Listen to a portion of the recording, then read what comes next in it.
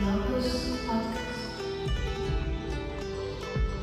За ихэм сонсогчдоо бид нар өнөөдөр бас нэг сонирхолтой зочныг Globus podcast-ийн хүндтэй зочноор урьж ирүүлсэн байж байгаа. Зарим монгол хүмүүс маань одоо гал солын оронд очиод олон жил болоод үнэхээр амжилттай тухайн орны ихтэй сургуулийг төгссөн мэргэжлэрээ ажиллаж байгаа гэх мэтчлэн олон сайхан хүмүүс маань заримдаа авдрын дотор нурчсан алт тайтай ингээд сураг бараагүй явж идэв юм бэ. Тэгээд нэг сайхан бас ярих олон төвхтэй ийм зочныг бид нар өнөөдөр урьж авчирсандаа маш их баяртай байгаа. За манай зочин маань холбооны бүгд Америк улсын Дүйсэлдорф амьдардаг эм шин ариун сайхан гэдэг эмэгтэй байж байгаа. За тэгээ бид хоёр өөр хотоос холбогдож байгаа. Тэгээ алсаас амар сайн байна уу Ариунаа гэж мэдлчээ. Амар сайн байна уу? За сайхан зусж байна уу? Өө сайхан зусж байна. Ариунаа чи манай зочдод өөрийгөө нэг сайхан одоо 20 гаруй жил Герман улсад амьдарсан хүн өөрийгөө товч бөгөөд дэлгэрэнгүй За юуны өмнө энэ подкастыг сонсож байгаа сонсогчдаа энэ өдрийн мэндийг хүргэе. Тэгээд намайг энэ подкастаа урьж оролцуулсан танай багт баярлалаа. За би одоо Германд ирээд яг 99 оны 4 сарын 11-нд ирж ирсэн. Тэгэхээр одоо ер нь бол 22 жил гэсэн үг. Тэ 22 жил болж байна. Төв аймгийн Алтан бол улсаас гарал үүсэлтэй. Тэгээд Төв аймгийн 2 дугаар 10 жилийг төгссөн. Тэгээд гадаад нийгэд сургуулийн Герман Орос хэлний ангийг дүүргээд сургуулаа төгсөөд Конрад Аденауерын сан гэдэг Германы санд урилгаар очиж ажиллаж байсан. Тэгээд Герман наашаага 99 онд иртлээ. Конрад Аденауерын санд ажиллаж агаад ирсэн байгаа. Тэгээд Германд ирсэн зорилго маань мэдээж суралцахаар ирсэн. Би сая хэлсэн 4 сарын 11-нд Германд Дүйсэлдорф хотод буга 4 сарын 12-нд манай алдарт одоо Германд сурах гэж хүмүүс мэддэг DSH гэдэг шалгалтыг маргааш нь буугаад өгөөд тэнцээд Герман хэл судлал хэвлэл мэдээллийн чиглэлээр одоо магистрийн сургалт эхлүүлж байлаа. Тэгээд одоо сурч явах хугацаанд хүүхдүүдээ гаргаад өсгөж байжуулаад гэд ингээд бас цаг хугацаа нэлээд өнгөрөөд бас докторийн ажил эхлүүлээд явж байгаа нийгмийн талаар одоо Монголд гардчил одоо тий шилжиж хөдөлгөөн гэдэг чиглэлээр эхэлж явуулж байгаа. Бас хувийн амьдрал бас ирээдүйг харсан одоо юу гэдэг өөрийн хувь хүнийхээ ирээдүгөө хараад докторийн ажлыг эхлүүлж байгаа тэгээ байсан. Тэгээ докторантур сураад гээд ерөнхийдөө 2007 онд ер нь сургуулаа дуусгасан юм байна. Докторантуртайгаа нийлүүлээд тий. За тэгээд магистр цалтай төгссөн. Тэгээд тэр дундаа бас нэг төр зур Монгол руу хүүхдүүд аваад бас буцсан юм байна 2009-оос 11 он тийм удаа төр зургийн очин. Тэр үед GZ одоо ЦИМ гэж төсөл байсан нэг эргэж буцах гадаадын төгсөгчдийг дэмжихтэй эргэж нутагтаа буцахад нь дэмжих гээд тийм нэг төсөл явагддаг байсан. Тэгээд тэр үед нөө Герман Монголын гүүр гэж манай байгууллага байсан. Тэндээс бас ажлын санал гараад тийм төсөл гарч ирээд тэгээ би Монголын аял жуулчлалын холбооны гадаад харилцааны менежер гэдэг одоо юу гэдгийг ажил дээр орох болоод эндээс тэр дэмжлэгийг аваад хөтөлбөрийн тусламжтайгаар яваад тэнд очиж ажилласан. Тэгээд жил гарсан ажил бас Монголын аял жуулчлалын холбоо одоо аял жуулчлалын салбартаа танилцах боломж бас гарсан. Тэр аюу гоё жил байсан. Тэгээд дараа нь Конрад Аденауерын сандаа буцаад очсон. Тэндээ ахад бас ажилласан.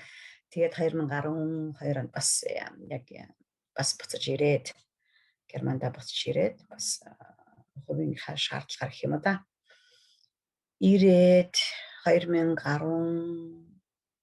оноос хойш одоо Германы Дүйсэлдорф хот ч Инерве мужид хамаарагддаг ш 16 муж улсын нийгэм баруун байдаг. Нордгайн-Вестфален мужийн эдийн засгийн яамны харьяа хөрөнгө оруулалтыг дэмжих газар гэх юм да одоо монголоор орчуулах юм бол тэнд ажиллаж эхлээд одоо хүртэл одоо ингээд явж байна да. Тий. За товчхондоо гэвлийн тэгээ гэр бүл хүүхдүүдийнхээ хамт амьдардаг. Тий энд ийм нэгэн л эмэгтэй эндээ намтар гэх юм бол өөр дэлгэрүүлж асуух юм байл. Өнөөдрийн минь ярилцлага маш сонирхолтой ярилцлага болно гэж их найдаж байна. Тийм болохоор манай сонсогчид эхнээс нь дуустал сонсоосай гэж хүсэж байна. Аринагаасаа биднээс маш их хэрэгтэй Монгол Германы одоо хоорондын үйл ажиллагаа Монгол аялал жуулчлал тухайн үед ямар байсан тий одоо өнөөдрийн дандаа нөгөө тухайн одоо хүрээлэлд байсан хүн чинь тэр зөвгөргөө ажилтдаггүй ч гэсэн хэдэн жилийн дараа дандаа тэрийг харагдчих үзэж явдаг ч гэсэн тэр талаас нь бас санал бодлын сонснохаа гэж бодож байна. Нэг та бас нэг хэлэх Ариунатай би 2001 онд Хайдлбергт уулзж байсан байж байгаа. Тэгээд түүнийг мэдхгүй ингээд зочноор урьдсан хойно хоёлаа ярьсан чинь бид хоёр 2001 онд уулзж байсан гэж байгаа. Ямар учраас уулзж байсан бэлээ? Энэ талаар чи Ариуна манай сонсогчдод яриад 2000 он байсан ч санаад байна. Тэр үед яг нөгөө тухайн үеийн бас нийгмийн идэвхтэй хэсэг бүлэг залуучууд одоо цахим мөртөд одоо Монгол буцсан байгаа их чаргалагч эдэргээд зохион байгуулж исэн айгу мото нь болохоор 2000 Монголын ирээдүйн 2010 онд илүү тийм нэртэй Германд амьдарч байгаа оюутан залуучуудын тийм юу явагдчихсэн чуулга уулзалт одоо яг форумын анхны тэр чуулга уулзалтанд манай мужаас бас энерви одоо энэ тэгээ алтан гэрэлгээд одоо дүүн ээж байгаа Монголд бас мундаг хуульч байгаа тэр энервигээс тэгээ манай хэсэг найзууд ингээд үр цайхаас оролцчихсэн. Үр цайхаас яг үр цайх чинь амьдарч ирсэн тэр үед сурч ирсэн. Тэгээ бид тэр үед одоо дөнгөж ирсэн хамгийн анхны жил юм биш баг ер нь 90 онд ирсэн гэдэг чинь дараа жил одоо дөнгөж ирсэн тий тэгэл нутаг их орон гэсэн байсан л яг тийм сэтгэлгээтэй миний хувьд л тийм байсан. Тэгээд оролцож нийгмийн салбар дээр санаа оноогоо хуваалцж хахад тэгээд сая чи хэллээш нөгөө подкаст орох юм хоёлаа ярилцсан чинь яг тэр салбар хуралдаан дээр хоёлаа нэг салбар хуралдаан дээр орж исэн байхгүй нийгэм хөлзөн групп тий. Тэгэл 2010 онд эх орноо хөгжүүлэх гэж тэнд сууж исэн. Тэг өнөөдөр 2021 он болсон. Тэгэл бас эх орноо хөгжүүлнэ гэж явж байна да. Яг чамаас тэрийг асууя гэж бодож байлаа. Яг Ариунагийн хэлж байгаагаар 2000 онд одоо хэл ус мач нэг актер сайн биш бийжэж ер нь тэнд хүмүүс нэгдээд одоо тийм чуулга уулзалт анхны чуулга уулзалт болж байгаа юм ингээд бас тэр чинь нэг 60 оюутан шалгуулж авч ирсэн шүү дээ бид нар нэг дөрвөн хэмжээний юм бичих хэрэгтэй байсан тий тэрийг явуулаад гэж байгаа улсууд нь биелгүүдээ бодвол төвж авсан байна. Тэгээд ороод ярилцчихсан 2010 онд гэхээр 10 жилийн дараа бид нар Монголда юу хийх, ямар хөрөнгө оруулалт оруулах, ямар нийтлэг боловсролоор Монголын хөгжил туслах ингээд ярьжсэн байна. Өнөөдөр 2010 онд би яг Монголда сууж байлаа гэд ярьж байна тийм ээ. 2000 онд яригдчихсэн бидний одоо тэр ярьж төлөвч мөрөөдж байсан зүйл хэрэгжсэн байсан үе байсан бол 2010 онд. Яг тэгж тэр одоо өнөөдөр бүр 5 сарын ороод ажиллаж байсан байна шүү дээ сургуулиуд. Тий, тухайн үед бол яг 9 он одоо 9 онд аялал жуулчлалын холбоонд ажиллаж эхэлж байхад бол манайханд миний мэдхийн яг тэр үед яг ETB гэдэг одоо Германд болох гэж байгаа нэг олон улсын болдог жилүүрийн олон улсын аялал жуулчлалын үзэсгэлэн бодлоо гэж яддаг шүү дээ. Тэнд яг оролцох гэдэг анх яг ер нь анхны оролцох яг жилээс чиг би яг санаад байна. Яг компаниуд яг тур операторууд яг ингээл нэгтэл нааш орж ирэх гэжсэн.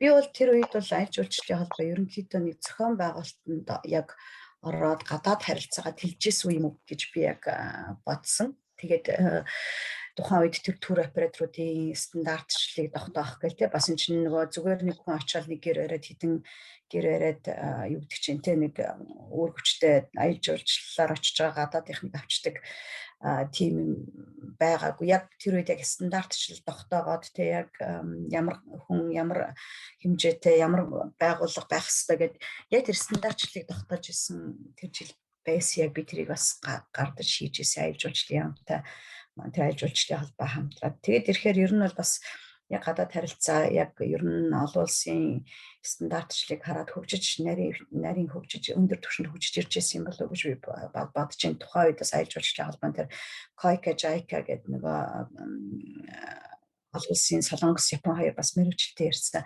Манай Монголд тэр Батнасан гэдэг одоо хүртэл одоо аялал жуулчлалынхаа андахгүй мэдж байгаа Батнасан ихч гэдэг тэрнтэй хамтарч ажиллах бас туршлага судлах боломж бас гарч ирж байсан. Ер нь өөрөө хувь нэмэр оруулах гэхээсээ илүү бас тухайн үед оруулалтгүй өөрийнхөө хувь хүнийхээ амьдралд айгу туршлага цуглуулсан, туршлага хуримтлуулсан жил болсон.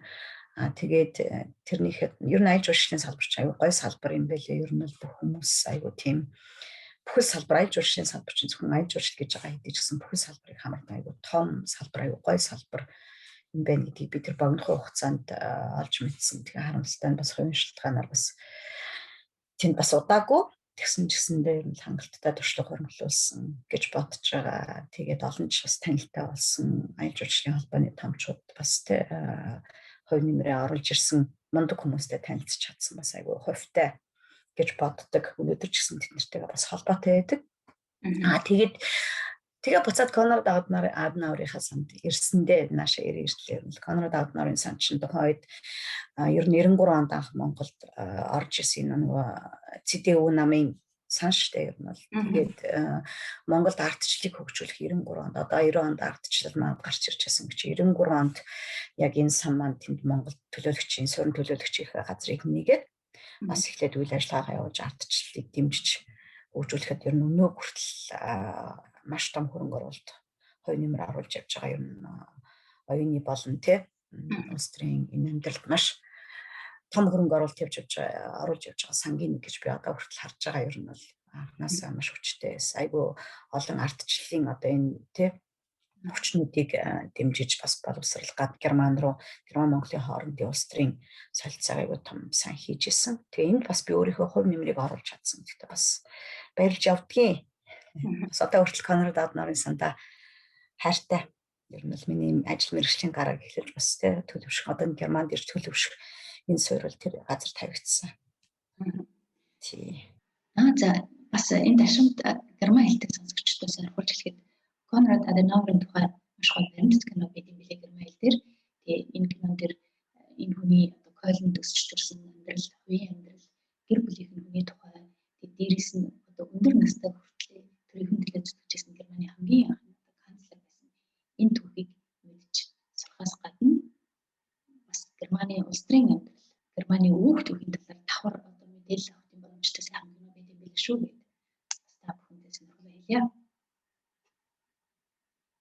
Ер нь одоо энэ Ангела Меркелийн удирдагч одоо Коль гэж Хельмут Коль тэгэл энэ хин Ангела Меркель гэх энэ ЦДУ-гийн удирдлагын одоо энэ он жилүүдийг ингээд удирдах байгаа он жилүүдийг чанарыг харахад бол ер нь бол бас өөрөмц мундаг өөрийн өөрсдийн хүчрхэг удирдагчд одоо ингээд цаг үе тутамд ингээд цаг үе тутамд ингээд нэрээ үлдээгэл явж шít бид өнөөдөр харж байгаа тийм үү тийм. Яг үнэ маш их сонирхолтой сайхан одоо үнэхээр тухайн үед 2000 онд дөнгөж ирээд удаагүй бижиж их орныхоо төлөө юм хийнэ гэж явжсэн хүн үнэхээр хэлсэн ярьсандаа одоо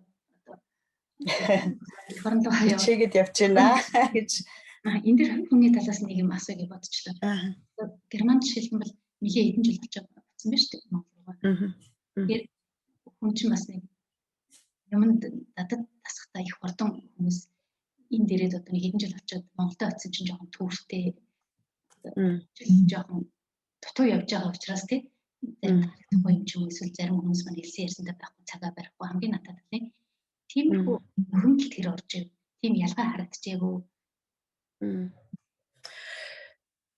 Би өөрөө бол ер нь гэхдээ юмд дасан зохицохдоо ч юм уу эсвэл би юмыг тэгж айгүй нөгөө хүнд одоо юу гэдэг чинь ингээд нэг юм баригдсан хүн биш л дээ ер нь л өөрийгөө би тэгж дүгэн одоо тэг дүгнж байгаагүй мэн ер нь бол одоо амьдарч байгаа өөрийнхөө арга барил одоо юу гэдэг чинь өнөөдрийн өнцгөөс харахад бол өөрөө тийм хүн биш болохоор энэ тэнд очиод юмыг айгүй тэгж бас эмзэг тусгаж аваад ингээд айгүй их тийм харьцуулт хийгээд идэг хүн биш л дээ. Яг л тухайн ситуац гарах юм бол тухайн ситуацтай асуудлаа шийдэл явдаг болохоор би бас тэгж яг тийм хүнд ер нь юмыг хүндрүүлж чаддаг. Тэгэхдээ яг мэдээж бас нөгөө нэг өдөр тутамд орцсон энд суудсан одоо өдрийн дэглэм ч юм уу те нөгөө цаг хугацааны хуваарлалт одоо цагийн менежмент гэл тэр талаас нь аваад үзэх юм бол яг тэр үед очиод ягаад ажиллаж байхад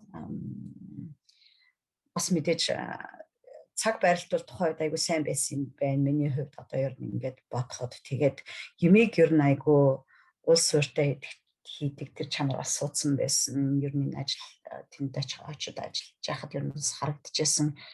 Тэгээд нэг юмыг хийвэл нэг шууд заа гэвэл яагүй гэдэг л Монголоор тэрнтэй адилхан юм эхлүүлээд хийхэд тэгээд өөрөө тийм сурцсан байсан болохоор тийм зүйл сурцсан байсан болохоор Монголд жоохон тэр тал дээр ч юм уу жоохон хамтарч ажиллахад хүмүүстэй яхад уулзаж учрахад ч юм уу ажиллахад бас нэг тийм заа гэчихэд яагүй юм байхгүйсэн. Юу гэдэг чинь хэлсэн ярьсандаа биш ч юм уу тэгэл ингээл бас тэр чинь бас албан уулзалт ч юм уу албан зүгээр нэг хувь хүмүүсийн найзуудын асуудал би яриаггүй л дээ. Ер нь бол одоо жишээ тэр тал дээр манайхан бас хангалтгүй байгаад идгийн байсан. Өнөөдөр ч гэсэн бас тэр нь сайн алга болоогүй л байна уу гэж би бас хараад байгаа. Ер нь бол албан ёсны уулзалт тэрийг би бас жоохон анзаарч ирсэн. Тэгээд нөгөө хувь хувьсгалынхаа юм аюу их ингээд нөгөө холиод идэг юу гэдэг чинь тэр жоохон анзаарчихсан үхэс өөр ч одоо юу хэмдэ. Тэгээд хотын соёл, эндхийн соёл, тентхийн соёл, Монголын соёл гэж их яриад хэрэггүй байх уу. Тэр бол харьцуулаад авах шаардлага байхгүй л гэж бодож байна. Манай Монголд энд Герман, манай Герман, манай Монгол тийм гэл нэг тэгээд авах шаардлага байхгүй. Тэг өөрсдийнхөө өнцгөөс л хараад тэрийгэ тухайн амьдарч байгаа орчиндаа тэрийгэ зөвөр тусгаж аваад явах нь ер нь бидний өөрсдийн ухамсарын төвшний асуудал гэж бодож байна шүү дээ. Зөв. Манай Globus podcast-ийн бас гол зорилго ер нь энд авч сурч болох манай Монгол тохирох ч юм уу тийм хувь хүнд ч юм уу. Ийм боломжууд бас бий юм биш үү гэд 10 юмны одоо нэг хүний чихэнд наадад үлдэж болно шүү дээ. Үнээр амьдрал дээр бэж таардаг ч юм уу тийм. Тийм болохоор бас нэг хүний чихэнд үлдэх ганц нэг сайн зүйл байдаг бол тэрийг хүрэх юмсан гэсэн зорилготой байж байгаа. Тийм. Тэгээд тухайн хүн хэрхэн өөрөө ямар нийгэмд яаж явах вэ? Үнэхээр хүмүүс өөрөөсөө шалтгаалдаг шүү дээ. Аль ч нэгэн сайхан. Тийм миний нэг бас нэг бодоол яад одоо юу гэдэг чи одоо Германд ч за би одоо Герман дээр л жишээ авна л та. Герман ер нь ингээд ирсэн одоо үеийн 20 жил алхал одоо хэдэн үеийн одоо тий монголчуудтайгаа тааралдаж одоо хамтарч ажиллаж уулзч учирч явж байгаа. Тэндээс ингээ харахад юм гэдэг чинь Германд ирээд удсан удаагуудаа биш ер нь тухайн хүн өнцгөл авахгүй харах өнцөг өөрийгөө бусдад таниулах өнцөг ч юм уу. Айгу нөгөө германчсан өөрийгөө германчсан ч юм уу хэд герман болцсон ч юм уу одоо тэг Германд ирээд дасцсан удцсан гэж тийм одоо юу гэдгийг би бас нэлээд одоо цөөхөн биш хүмүүсийг ер нь бол ингээд ажиллаж байгаа байхгүй юу. Тэгээд тэр чинь бас одоо юу гэж тайлбарлах юм бэ? Тэрийг хит ихт өвөлгээд ингээд яваад тахаар эргээд нөгөө Монголынхаа эргүүлж нөгөө нэг хит их шүүмжлэлтэй одоо юм шүүмжлэлтэй хандлаггүй яг гэхдээ хит их нөгөө харьцуулалт хийгээд идэх юм болов гэж би хараад байгаа штэ. Тэрийг л жоохон одоо манай ялангуяа залуучууд одоо тэрэн дээр нэг Герман ийм соёлтой ийм лаг гэл тэгэл хэрэгэл Герман дутцсан Герман хэл сурцсан тэгэнгүүт одоо тэрийг бас хит их өргөөд ч юм уу одоо юу ч хэлэх юм дээ одоо ойлгогдож байна үү одоо чи эндээс одоо үлгэж аваад ярихад бол миний хэлэх гэдэг санааг одоо гадарлаж байгаа ах гэж бодож байна. Тэгэхээр ер нь тэр өнцгөө жоохон юу гэдэг чи өөрийнхөө бодол санааг жоохон цэгцлээд явах зүгээр хаал гэж бодож байна тийм. Үлгэж аваад гэдгээс нь одоо ийм л зөв санаанд орж ирж байна. Их мөрөн дэлгөөн эрдэм тийм үгэл санаанд орж ирж байна. Яагаад тэгэхээр заримдаа тийм тохиолдолд ч бас таардаг тий одоо ямар сони юм бэ монголчууд одоо гээд ярьдаг монгол хүнтэй ч таар явжсэн л та өөрөө тэр нийгэмд амьдарч байвал бас ямар байх юм бол гэх мэт чинь зөндөө олон шалтгаан байгаа болоод Монголд одоо болохгүй болдоггүй юмуд байдаг байх. Уриалах нэг дуртай зүйл юу гэхээр зүгээр сайхан байгаа зүйлийг л хараад явах юмсан. Шүү дээ ямар тэр цаадтай байгаа юм чи аяндаа сайжирчин. Цаадтай байгаа юм чи ярьдаг угаасаа зөндөө шүүмжлэгч байдаг болсон юм шиг надад санагдаад байгаа байхгүй. Тэгэхээр шүү дээ. Сайхан болж байгаа юм л яриад явъя. Бус дээр нь бол яванда сайжирчин. Дор бүрнээс ингээ хичээгээд зүгээр зөв юмыг хараад яваад байдаг болно л гэж бодоод байдаг шүү дээ. Тий, шүүмжлэл манайх айгүй их шүүмжлэх дуртай байдаг байхгүй юу? Ер нь хувь хүн дээрээ ч гэсэн хийж байгаа ажил дээр ч гэсэндээ тий одоо улс төр дээр ч гэсэн бүхэл юм одоо микро макро төвшин дээр бүгдэн дээр ингээ шүүмжлэл яваад байгаа. Шүүмжлэл чинь тийм бас муу юм биш. Тэгтээ хамгийн гол нь шүүмжлээд чи өөр гаргалгаатай ч юм уу тэрнийхээ одоо юу гэдэг нь тий шүүмжилж олно гаргалгаагаа хэлээд өгчих ч юм уу одоо юу гэдэг чинь тий чи нэг чадахгүй шүү дээ чи энэ чинь ингэдэггүй байхгүй гэл ингээл хүн болгоно л одоо ер нь бол энэ нөгөө үг хэлэх хэрэгчлөөгөө бас тий идлээд явж байна. Энэ дээр хэлэлгүй л яах вэ ярилгүй л яах. Тэгтээ хамгийн гол нь бас чинь хүний хийж байгаа юмд хүндэтгэлтэй бусдынхаа хийж байгаа ажлыг хүндэтгээд чи бас шүүмжлэж шүүмжил дээр ингээд хийчихвэл те одоо юу гэдгийг болох юм байна гэдэг гаргалгаагаа хэлээд би энэ дээр чи ингэж чадах юм байна. Энэ чинь яг шийдэл авахгүй. Тэрнээс одоо юу гэдэг чинь тэр хийнэ гэж юу гэдгийг, тэр чадна гэж юу гэдгийг, тэр энэ ажлаа ингээд ахт яадгийг, ингээд ахт яадгийг гэл эсвэл тэг шүүмжлээд эсвэл нэг хардталт явуулаад тэгсэн дор зүгээр энийг ингээд хийчихвэл болохгүй мó те ингээд хийчихвэл болохгүй мó. Би энэ дээр ингээд оролцъё. Одоо ингээд эндээс чи нөгөө нэг жижиг төвшний хувь хүмүүсийн асуудлаас жижиг ажлаас том улс төрийн төвшин одоо энэ сонгуул одоо юу ч тийм дээр яг энэ оролцоо, иргэний оролцоо, иргэдийн оролцоо, хувь хүний оролцоо гэл хэрвээ өөрөө оролцож чадахгүй бол хүний хийж байгаа юмыг хадлуулах юм уу, шүүмжлэх юм уу? Энэ зангаал манайхан бас болох хэрэгтэй байхгүй юу? Бидний хөгжихгүй байгаа шалтгаан бол яг энэ ахгүй юу? Зөвхөн хувь хүн дээрээч ер нь бол ингээд тий хамтарч хийж байгаа ажил дээр энэ л бас нэг дутагдaltaй тал гэж хараад байгаа юм да. Ер нь хөгжихгүй байгааг нэг шалтгаан. Энэ хувьд. Энэ дэр би бас яг бүр дотроо яг тэгж бодож явдаг байхгүй. Үлгэр жишээ болгоод өөрөө ядаж бусдыг хийж байгаа юм шүүмжлэхгүй. Зүгээр өөрийнхөө нэг сайн хийгээд явах хичээ. Тэгээд яг өөрөө хийж байгаа урам зориг өгöd ч юм уу эсвэл нь хэрвээ сандлын асуусан тохиолдолд тэг би ингэж хийж үзээрэй дээр гэж бодож байна. Энэ дээр нэг жоохон анзаарч хэрэгч гэдэг. Би яаж шүүмжлэх вэ гэдэг чинь бас нэг соёл юм шиг байгаа маа. Тийм шүү дээ. За тэгвэл Ариуна маань ингээд ямар ч байсан хийжсэн ажлуудын талаар ярьлаа. Хувь хүнийхэн талаас гэр бүлээр амьдардаг гэж энэ хэдэн хүүхэдтэй байна. Хүүхдүүд нь одоо герман сургууль сурч байна уу? 4 хүүхэдтэй бит хоёр. Оо ямар том маань одоо 28-тай. Тэгээд 24-тэй дараагийнх нь тэгээд 17-тай 12-тай том хүүхдүүдтэй. Тэгээд нэг зээтэй эмээ олчихсан. Оо за баяр. Манай зээ одоо сургуульд орох гэж байгаа бүр. Тэгээд божигнал байцгаажинда бүгдээ Германд байгаа. Давхар амжилаа явуулсан биз дээ. 4 хүүхэд. Оюутан байхад бид нэр хүүхдүүдээ одооний өнөөдрийг шиг бас татаж авах одоо араасаа авчрах хамт амьдрах боломж тухайд байдгүйсэн шүү дээ. Ер нь бол айгүй чанга байсан. Тэгээд тийм болохоор харамсалтай нэг тийм оройтож одоо авчирсан. Нэг нь 15 таа ярьсан, нэг нь одоо тий 3-4 жилийн дараа одоо том болсон ойн ярьсан. Тэгээд жоохон энд одоо дасан зохицох гэдэл одоо амьдрах гэдэл байцгааж байна да. Тэгээ энэ бас ер нь өнөөдөр энэ залуу оюутнууд одоо гэр бүлээрээ орж ирж байгаа тий сурах боломж, одоо ажиллах боломж бүхэл талаараа ер нь бас айгүй нээлттэй айгүй боломжтой болсон ба шүү дээ. Энэ айгүй гоё давуу талыг айгүй гоё ашиглах юм бол өнөөдөр бол манай монголчуудад бас энэ хөгжилтэй орнуудад ажиллаж амьдрах боломж айгүй нээлттэй болсон. Тийм. Бидний ч үед чинь одоо нэлээд хэцүү байлаа шүү дээ. Тухайн үед чинь тий. Тэгэл адаглал гэрлүүгээ телекомор нэг минут нэг тэр үед чи марк гэжсэн, нэг марк 30-40 цент ч илүү тэгж ярьж мэрдэг байсан шүү дээ. Тэгэхээр чин бас цаг өөр исэн мааш. Тэгээ хүүхдүүдтэйгээ ингээл амьдраад байж юм да. За Ариуна чиний нүүр хуудсыг чинь уншиж хахад хэлийн чанд дах монголчуудын зөвлөлийн арга нь тэргүүлэгч нь гэж би хувьдаа ойлгосон байж байгаа. Энэ талаар бас манай сонсогчдод мэдээлэл өгвөл ямар байгууллага байд юм бол сайн дурын байгууллага юм уу? Ямар зөв чиглэлийг барьдаг тийм одоо алба байна уу? Энэ тал дээр мэдээлэл өгвөл.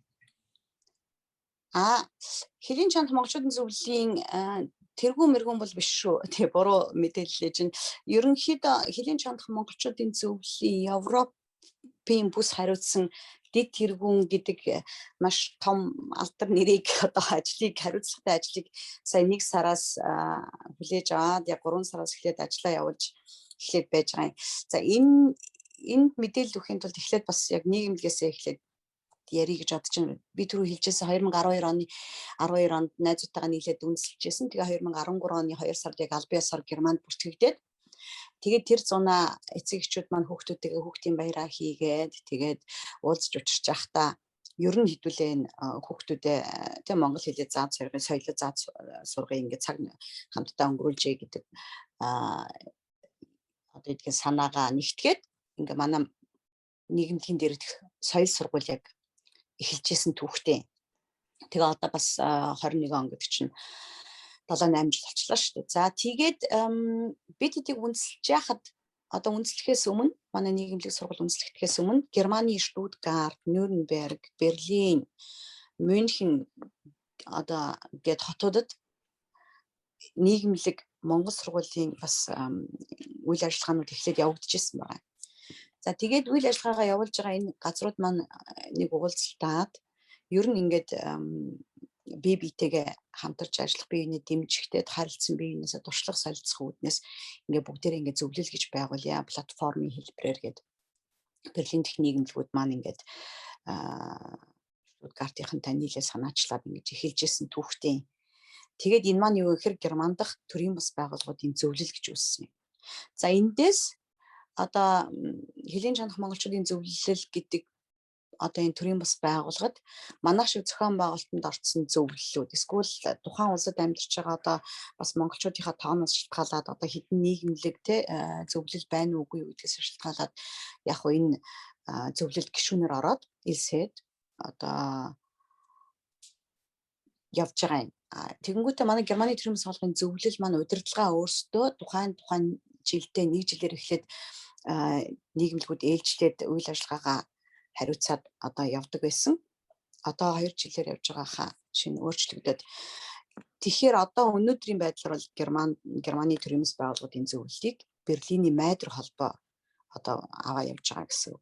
Тэгээ хэлийн чанах монголчуудын зөвлөлд болонгууд ингээд тухайн улс орнуудын төрийн бас байгууллагуудын зөвлөл юм уу төрийн бас байгууллагууд гишүүнээр өөрсдөө ярилцаад оролцоод тэгээд энэ зөвлөлийн үйл ажиллагааг дэмжиж явж байгаа гэсэн. Энэ нь юу вэ гэхээр хэлийн чанах монголчуудын зөвлөл маань өөрөө ямар зорилготой ямар байгууллага вэ гэхээр энэ зөвлөлийнхөө гишүүн энэ төрийн бас байгууллагуудынхаа одоо үйл ажиллагааг дэмжих төрийнхөө удирдлагад засгийн газартаа энэ гадаадд хэлийн чанарт амьдарч байгаа монголчуудынхаа дуу хоолойг хүргэж одоо гүүр нь олж ажиллах зорилготой ийм байгууллага байгаа байхгүй юу. Тэгээд энэ сая одоо энэ чинь бас хөгжлийнхөө шатанд явагдаж байгаа шинэ залуухан төрийн бас байгууллага тэгээд нодлонгоос эхлээд энэ бүсийн зохион байгуулалтанд ороод Европ, Аз, Австрал, Америк гэсэн юм бүсүүд хариуцаад ингээд 4 тэргүүнтэй ажиллаж байгаа юм. Иймэрхүү товчтой хэлэхэд иймэрхүү байгууллага байж байгаа.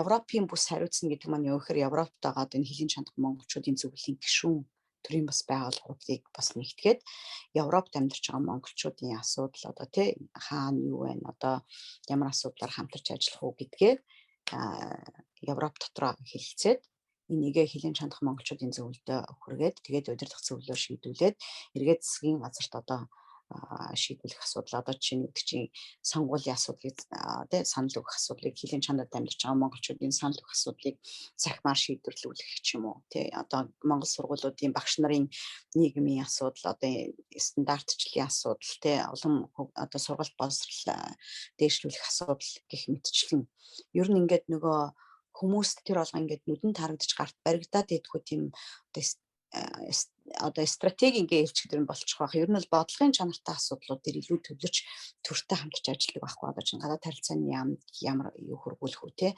цаашаага яг засгийн газрын мөрийн хөтөлбөрт юуг оруулах уу эрх чиглэлийн хөтөлбөрт одоо хэлийн чанартай холбоотой одоо дэлхийн монголчууд хөтөлбөр гэж эхлэе явуулж байгаа. Дэлхийн монголчууд 2 хөтөлбөр эхлэх гээ явагдаж байна. Энийг одоо ямар төвшөнд хөргөх үү яаж ажиллах уу иргэдтэй яаж иргэдийн байгууллагуудтай засгийн газар элчин сайдын яамдууд улс орнуудтайгаа элчин сайдын яамд яаж ажиллах зохистой гэдэг яг тэр ерөнхийдөө ажлыг нь одоо засгийн газрын ажлыг хэлийн чанах монголчуудад чиглүүлж ажиллах тэр ажлыг нь бас чанаржуулахад энэ бас бидний үүрэгрэл маш чухал байгаа болохоор энийгээ бид нар хийж явж байгаа байхгүй. Тэгэхээр хүмүүс бас яг хоо энэ талаар холбогдох одоо асуух сонирхох хүмүүсээ холбогдож болно л доо. Иймэрхүү товчтой хэлэхэд юм байна. За баярлалаа Арина. Энд дээр би нэг тодруулах зүйл гарч ирж байна. Төрийн бас байгууллагууд гэдгсэн жишээ хоёлоо татаад ярих одоо Дүлсдорфын соёл сургууль гэж тийм энэ бас одоо албан газар гэдээ явчихна. Тэгэхээр энэ тийм байгууллагуудаа хамарч байгууллагуудад чиглэж ажиллаад байна уу? Ганц нэг одоо тэр соёл сургуультай холбоотой биш гадуур байж байгаа хувь хүмүүс маань тэр хүмүүс маань бас энд хамрагдаж болох уу? Хамрагдсан явж байгаа юу гэж ойлгох вэ? Хувь хүмүүс. Соёл сургууль гэдэг маань яг одоо бусад Монгол сургуулиуд ч гэсэндээ бас яг тийм байгаах гэж бодож байна. Германд байгаа нөгөө хууль эрх зүйн одоо нөгөө тий статус гэж яддаг шүү дээ тий. Нийгэмлэгийнхээ шугамар одоо нийгэмлэгийнхээ дэргэд гэж явагдаж байгаа болохоор ерөөсөн нийгэмлэг нь өөрөө аль бие усны бүртгэлтэй стандартчлагдсан соёл сургууль маань яг тэрний бүтэц бүрэлдэхүүн хэлбэр болоод явдаг байхгүй юу. Тэгэхээр яг хууль эрх зүйн яг албан байгууллага одоо байгууллага гэдгээр бол яг бол Германд бол бүртгэлтэй биш. Энийг бол одоо Монгол засгийн газар одоо Монголын боловсролын яам тий одоо бусад юмнуудтай энэ асуудлыг ер нь бас яригдчих ямар одоо бүртгэл яаж одоо тий хамруулах вэ гэдэг талаар нь бас яригдах хэвээр асуудлын нэг мөн хэлийн чанах монголчуудын зөвлөл гэдэг маань өөрөө хэлийн чанах монголчуудын зөвлөл гэдэг маань ерөнхийдөө бол гишүүн байгууллага эхлээд бол нэн төрөнд мэдээж гишүүн байгууллагуудаараа дамжуул гишүүн байгууллагуудтайгаа үйл ажиллагаагаа явуулж байгаа байхгүй юу. Мэдээж энэ тентх одоо юу гэдэг чинь одоо ялангуяа энэ ковидын үеэр гарч ирж байгаа асуудлууд те одоо энэ тэнд гацсан монголчууд энэ чинь тухайн бусад ээж байгаа төрийн бас байгууллага нь өөрөө тэр асуудлыг хөндөж аваад оруулж ирээд тэ зөвлөлд оруулаад ярилцахад бол энэ бол бас угасаал шийдэгдэл явагдах асуудал байхгүй. Гэхдээ яг нэг бүрчлэнд одоо чинь цэндэ гэдэг хүн одоо хэлийн чанах монголчуудын зөвлөлд би өөрөө хувь хүнээрээ эсээг бол болно. Боломж байгаа. Тэр бол нээлттэй тий. Өөрөө мэдээж энэ чинь бас дүрмтэй байж байгаа хувь хүн болон байгууллагууд гэсэн юу байгаа байхгүй юу. Тэгэнгүүт тэр дээр би нэг бас нэг клуб хаус одоо манай клуб хаусаар аяг ордог идэвхтэй олж нэг буруу ойлголт яваадсан одоо буруу ойлголт тараасан ч юм уу компанитай байх хэрэгтэй ч юм уу тий одоо юу гэдгийг алтан байгууллагатай байх хэрэгтэй ч юм уу гэсэн тийм байгаад байгаа байхгүй. Эсвэл чи одоо юу гэдгийг за арина танай энервэ муждах нийгэмлэгч аягүй таалагдж шүү үйл ажиллагааны хувьд те би бас дэмжиж ажиллая гингүүтээ одоо манай нийгэмлэгт гишүүнээр орж ирээд одоо тэр өөрөө бас хэлийн чанар монголчуудын зөвлөлийн үйл ажиллагаанд одоо ингээ хамрагдчих юм. Тэгвэл тэр бодлого тэгээ уялдаа холбоотой явагдчих байгаа. Эсвэл магадгүй чи хувь хүнийхээ хувьд өө би яа те нийгэмлэгт ороогүй байна одоо юу гэдэг чинь эсвэл би танад дэмжиж ажиллаж болох хүсэлтэй гаргаад асуудал нээлттэй.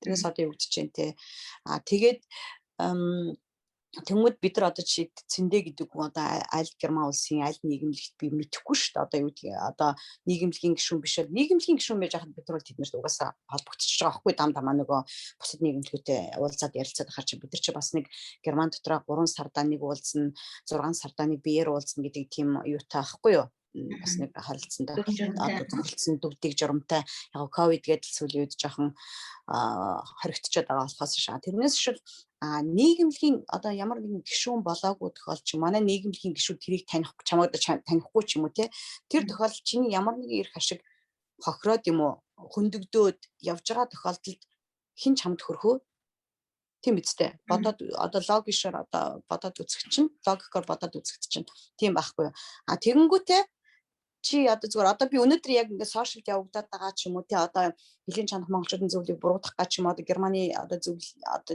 буруутгах гад одоо ганц хоёр тийм юмнууд ер нь явагдаад байгаа л да.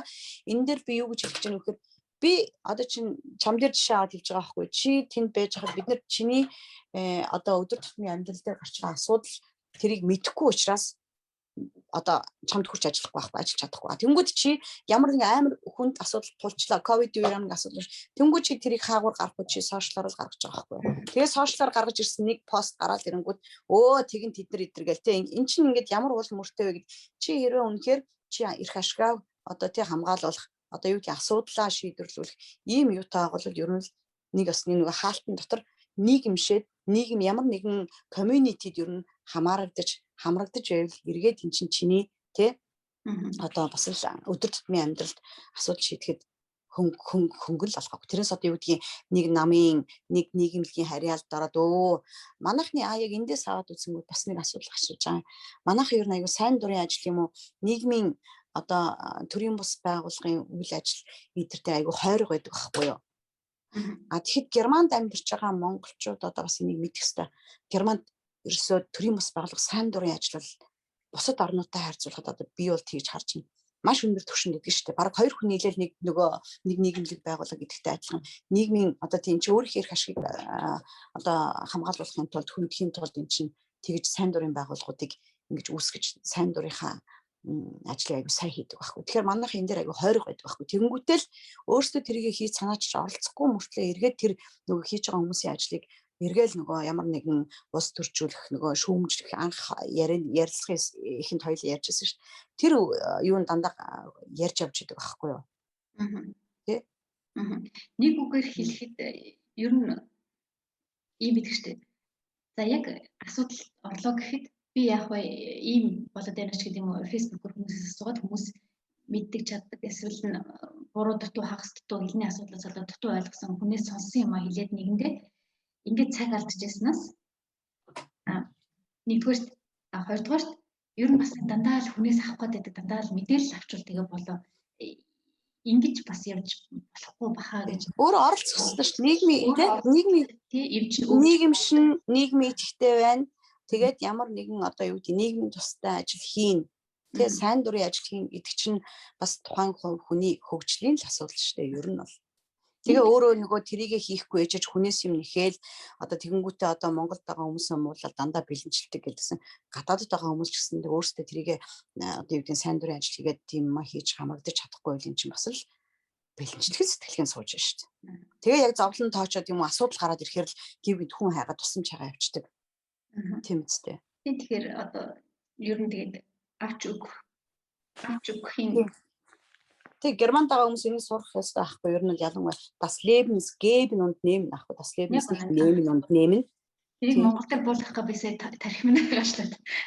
Одоо юу гэж одоо манай тэр Facebook дээр нэг групп байгаа герман хэлц үгний юу гэд манай мундгууд байж байгаа герман хэлц тэр одоо юу амьдралч авч нөгөө авч гээхийн ухаан гэдэг үг байдаг. Гэхдээ амьдрал чи ер нь бол өгчээж л авна штэ одоо юу гэдэг өгчлөх юм бол тэр утгаар л ахгүй тийм. Тэгээ яг тэр маань нөгөө талаасаа нэг хүн тусалчвал заавал хариу авах гэдэг юм биш. Угаасаа биш.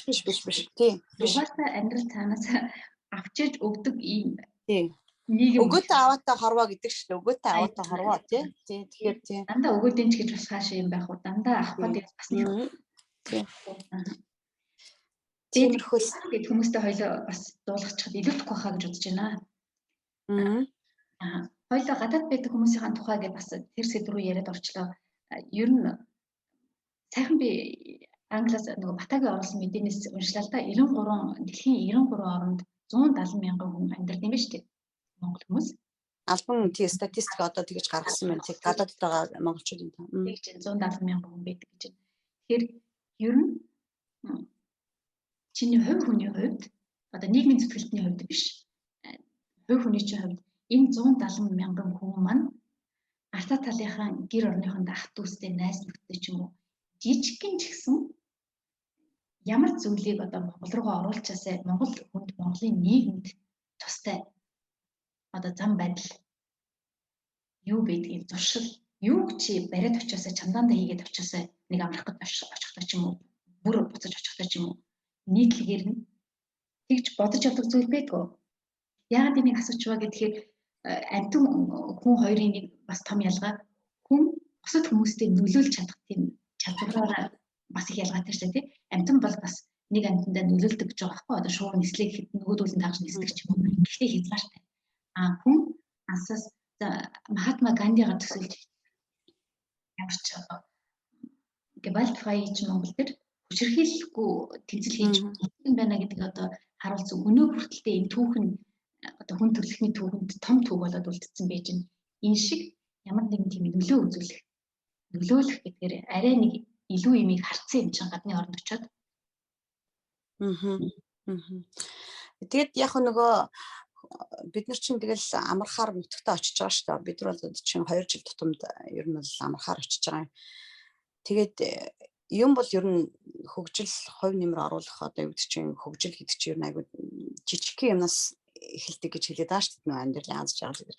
Тэгэхээр одоо гэртээ очил нутагтаа очил яаж ах чинь одоо хогны асуудал тий гэл ингээл наад захын энэ асуудал ингээл харангууд одоо өөрсдөө гэр бүлийнхэнтэйгээ амраа явж байхдаа одоо чинь хогоо яаж тий одоо хаяхгүй явах уу ч юм уу яаж цуглуулах уу ч юм уу одоо чинь бид нар одоо хогоо цуглуулаад яваад идэг шүү дээ хаях хогоо хаях биш мэдээж хогийн сав ховорхон хөдөө гадаа явахаар чинь тэгэхээр чинь тий тэрийг ядаж чинь гэр орныхондоо ингээд суулгаад ингээд али ингээд ингэхэр чи манай хүүхдүүд ингээд ингэдэг юм чинь бас гээд харж үз одоо хараад сурч байгаа тийм бас жижигхэн тийм соёлоос аваад тухайн улстайгаа соёлоос иймэрхүү юмыг нь аваад явхад тэгэл тэр чинь ер нь суух айгуу чухал байдаг байхгүй тэр соёл сун одоо тэр юу гэдгийг те хив баяг болж яг заншруулна гэдэг чинь айгуу чухал байдаг байхгүй. Чи одоо хүүхдээ хог хаяхгүй байхыг л нанс нь багаас нь сургачих юм бол тэр чинь те сууччих байгаа байхгүй юу. Энэ чинь бас манай том асуудал л авчиад байгаа шүү дээ ер нь бол. Тий. Ер нь жоохон соёлоос л өөрсдөө тэрийг авч яваад зүгээр хэрэгжүүлээд хэвшүүлээд явхад л үлгэрлээд явхад л чинь болчихно да. Энэ дээр бас би маш их санал нэг байна. Энэ жижиг юм шиг мөртлөө улсын том асуудал байж байгаа тий хог. Энэ ухаантай одоо хогийн асуудал шийдэх юм сайхан боломж хүм болгон хичээчих юм бол за энэ их зөв санаа байна. Аз жаргалтай байх тэр асуудал гэж ярьчлаа. Энэ дээр бас тодруулаад нэг асуухад хүн ер нь аз жаргалтай байх, сэтгэл хангалуун байж чадах энэ хоёрын хоорондын ялгаа нь юу юм бэ? Тэгээд ер нь бол эн чинь бол эхлээд мэдээж хүн сэтгэл ханамжтай амьдарч ижил тэрнээс чинь тэгэл аз жаргал үүснэ л дээ. Одоо хийж байгаа заавал амьдралын аз жаргал гэдэг чинь заавал том одоо юу гэдэг сүртэй тийм юм бол биш л дээ. Одоо би урд нь тэгж бас бодож үзэж байгаа юм. Гэхдээ ер нь өөрийнхөө амьдарч байгаа одоо өнөөдрийн одоо хив маягаас хараад үзэх юм бол өдөр тутам одоо гэр бүлд болж байгаа одоо юу гэдэг чинь өглөөний цай орой хоолн дээр өрнөж байгаа гэр бүлийн яриа халуун дулаан уур амьсгал эсвэл бол одоо хоёр гэр бүлийн хоёр хүний хоорондоо харьцаж байгаа харилцааны тий хэлбэр ер нь тэгэл гэр бүлийн аз жаргал чинь өгрөө айгуу тийм амьдралын аз жаргал гэдгээр л ер нь гэдгээл тодорхойлчихж байгаа л да. Тэгээд найз нөхдөйгөө уулзаж одоо баярлж байгаа одоо энэ сэтгэл ханамж одоо хийж байгаа үйлдэл болгоноос чи өөрөө тэргээ сэтгэл ханамжтай хийж байна л гэдэг чи одоо тэрнээс нөгөө аз жаргалын гормон ялгараад эндээсээ аз жаргалын амьдралын аз жаргал чинь өөрөө энийг бүрдүүлдэг гэж би одоо хэлэх байна да. Яагаад гэвэл жижиг юмнаас л чи сэтгэл ханамж авч чаддаг байх хэрэгтэй байхгүй юу? Тэ тэгжээж энэ чинь амьдралын аз жаргал бүрдэн л дээ. Түрүү одоо нэлээд олон юм яриад байсан шиг санаж байгаа. Одоо ингээд тавчтай эргээд нөгөө хэлэхэд бол иймэрхүүл юм орж ирж байна ер нь бол тий. За баярлалаа сайхан хариултаа. Тэгээд нэлээд бас сонирхолтой сайхан сэдвүүдээр ярьлаа. Ариун натгаа одоо маш удаанаар суугаад ярихад яриад бас голон төгтөг хүн бийж таараа тэгээд сонсогчдын бас хэмжээтэй язгартай байдаг болохоор хоёулаа ерөөдөө яриагаа ингээд ингэсийг өндөрлөе гэж бодож байна. Тэгээд бас ер нь өөрийнхөө нийгэм хэлгийхэнд хандаж ч юм уу ер нь Монгол иргэдтэй хандаж хэлэх зүйл байвал манай Globus podcast-аар бас хэлэх боломж байгаа шүү. Би дуулгая гэж бодож явдаг юм байвал мэдээлэл ч юм уу. За тэгээ манай нийгэмд одоо юу гэдгийг 13 оноос хойш үйл ажиллагаагаа идэвхтэй явуулаад манай Монгол сургууль бас идэвхтэй үйл ажиллагаагаа явуулаад яж байгаа. Хэрвээ энэ подкастыг сонсоод бас бидэнтэй холбогдохыг эсвэл манай Facebook пэйжээр холбогдоод бидэнд хандаж болно. Бас гишүүнээр мэдээж эсвэ дуртай хоолно. Тэгээд шүүч юу гэх юм одоо нийгэмлэгийнхээ хамт олон Монгол сургуулийнхаа хамт олон бас маш хайртай. Ер нь бол сайн дурын ажил хийх гэдэг чинь баг болж ажиллах ер нь айгуу чухал байдаг. Тэгээд цөм одоо тий цөм болж ажиллах гэдэг чинь айгуу чухал байдаг аахгүй. Тэгээ энэ дээр ингэж одоо 13 оноос хойш хамт олон болж одоо нэг гэр бүл болж ажиллаж одоо бие биенийхээ одоо дутууг гүйцээж дундуурыг дүүргэж явж байгаа одоо бас хамт олондоо одоо өдийн хугацаанд дэмжиж ирсэн найзуудтай одоо маш их баярлалаа гэж хэлмээр байна. Тэгээд ер нь хаач явсан нийгэмшиж нийгэм хэрэгтэй юм бүтээж явахын төлөө ч юм уу тэр нь заавал том юм байх биш. Өөрийнхөө хийж чадах хувь нэмрийг оруулж чадчихж тэр хүн эргээд тэрийг авна да амьдралаас гэж хэлэх байна да. Тэгээд залуучуудаа өөр хэлэхтэй ийм л зүйлээр дуусгая та ярилцлага. За тэгээ маш их баярлалаа. Ингээ 2000 онд Монголын маань бас нэг хэсэг залуучууд Хайдельберг хотод зүудраад одоо тэр үед иш чангалыг ч маш том үр хөрөөлийг үзүүлчихсэн тийм. Тэгээ манай яам ингээд маш их газруудаас спонсор хэмжлээ олоод их сайхан одоо шижгэнсэн гэж ярьдаг тийм залуучууд зүудраад ирээдүйн Монголынхаа ирээдүйн хөгжилд бид юу оруулах вэ гэж ярьж байсан. Одоо нэг төлөөл басан хүний олсондоо би маш их баяртай байгаа юм. Ариун одоо хүний төлөө Монгол улсынхаа одоо хөгжлийн төлөө өөрийнхөө чадах бүхнээрээ тус дэмээ өгөөж явж байгаа юм байна. Тэгээ бас сургуулийн амжилттай төгсөөд Германд өөрийн байр суурь олцсон ингэ явж байгаад маш их баяртай байна. Тэгээд ажилд нь маш их амжилтыг хүсье. Хамгийн төгсгөлд нь ариун цаас. Ер нь гадны орноо явах хүн амьдралаа дордуулъя гэж гардаггүй. Маркетинг туслая, ах дүүстэй туслая, янз янзын зорилготой ингээ гадны орныг зорчсон байдаг. Тэгэхээр нэг энэ одоо том алхам хийгээд 22 жилийн өмнө гарсан амьдралаа өөрчлөлт нь юуг дагуулж авчирсан бол одоо гүн гүнзгий өөрчлөлт гэхээсээ илүү тэгэл ер нь тухайн амьдралынхаа цаг хугацааны шаардлагаар яг одоо гарч ирж байгаа боломжуудаа ашиглаад боломжуудаа алдаагүй атгаж авч явсан гэж бодож байна да. Одоо тэгээд гүн гүнзгий өөрчлөлт гэхээсээ илүү олдсон боломжоо зөвөр ашиглаад эргээр хараад зөвөр ашиглаад явж байгаа өнөөдрийн маань одоо амьдралын маань төр зураг юм уу? Тий, ер нь бол хөгжиж явж байна. Тэ гэрүүл сайхан гэрүүлтэй хүүхдүүд маань өсөж хөгжөөд одоо энэ сайхан нийгэмд ингээд сайхан хамт олонтой ингээд байцгааж байна. Сайхан найзуудтайгаа. Энэ л юм да. За тэгээд ариундаа маш их баярлалаа. Бас нэг сайхан одоо Роми нэг нэртэй философч Сенекагийн хэлсэн нэг үг санаанд орчлоо. Ер нь хүн бэлтгэл ажил те өөрийгөө бэлдээд өөрийгөө боловсруулад явж хахад тэгээд тэр нь боломжтойгоо хосолж чадах юм бол огтлцож чадах юм бол тэр нь одоо амжилт байдаг юм аа. Тэр нь одоо аз жаргал гэдэг юм аа гэж хэлсэн сайхан үг гэдэг. Тэгээд энэ сайхан өнөөдрийнхөө подкастаа өндөрлөе гэж бодож байна. Хүн болгонд дор дорно гэдэг өөрийн чадах зүйлээрээ бие биендээ дэмтэй, улсын хурлууд дэмтэй, өөрийнхөө хөрөнгө дэмтэй явж хахад бид нар их сайхан нийгэмд хүрнэ гэж итгэж найдаад энэ удаагийн дугаарыг өндөрлөж байна. Сонссон та бүхэнд баярлалаа. Ариунаа маш их амжилт хүсье. Баяртай Ариунаа. Баярлалаа. За баяртай. Ариунаа битгаар ингээд танилцаад яриад байсан чинь хуучны ингээд танилуд байсан байж таарсан тий 2000 онд ингээд би бинэ харж байсан. Тэгээд үед олон хүмүүсээс болохоор яг хоёр хүн талаасаа ярилцаад авах боломж байгаагүй.